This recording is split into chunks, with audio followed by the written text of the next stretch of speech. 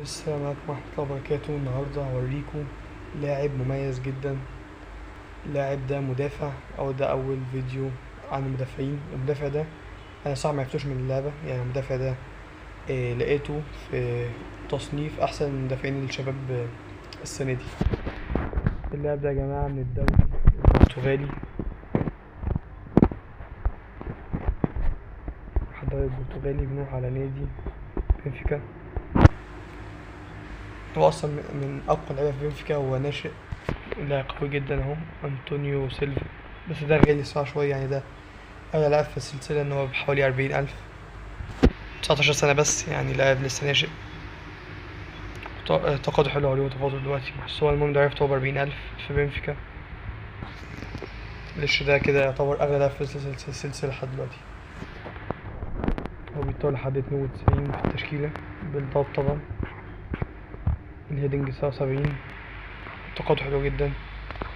الديفنس انجنجمنت 90، اجريشن 87، تاكلينج 85 حلو جدا.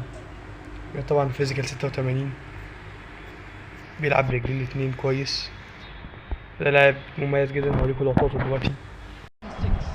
بس هنا أول لقطة اهي، بيلعب كرة طويلة بيلعبها بالظبط عند اللاعب، كرة تانية بيقطعها. طبعا اللقطات اللي كتير عشان اللاعب غالي زي ما قلتلكوا ب40,000 GB. يعتبر أغلى لاعب في السلسلة لحد دلوقتي. الكرة دي كمان دي كورتين، كرة بيطلعها بدماغه، بعد كده بترجع تتقطع، وهما بيلعبوا كرة تانية برضه بيطلعها. اهو كده اهوش، بيطلع كرة بدماغه حلو جدا. لاعب في الرأسيات عالمي، مفيش كرة بتعدي منه.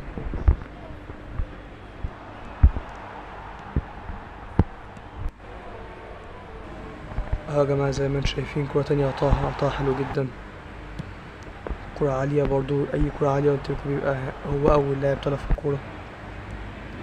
في الرأسيات رهيب. دي كرة برضو تانية بيضغط على المدافع وبيقطعها منه،